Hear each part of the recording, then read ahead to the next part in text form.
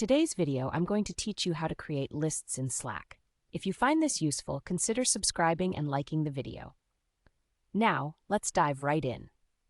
Creating lists in Slack is a simple yet powerful way to keep your projects organized and your team aligned. So the first thing you want to do is open up your Slack desktop app.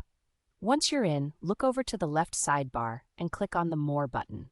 This is usually represented by 3 dots, and it's your gateway to accessing a few hidden features within Slack. After you click on the More button, a menu will pop up. Here, you want to select Lists.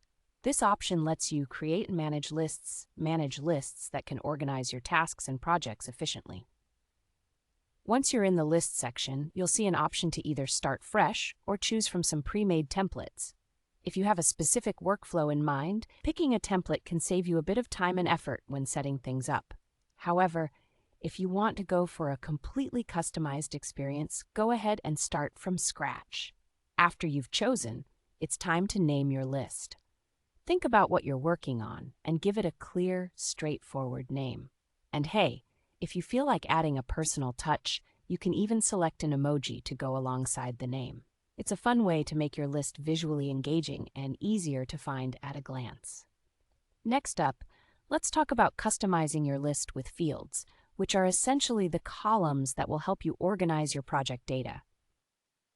You can add custom fields that suit the needs of your team or project. For example, you might want to assign teammates to specific tasks, set due dates for accountability, or even attach reference files that relate to items on your list. Another handy feature is the ability to add emoji ratings. These can help your team quickly identify priorities and flag what needs immediate attention. Now that your list is starting to take shape, it's time to add items, or rows, to that list. Items represent the actual tasks, design assets, or project milestones you're working on.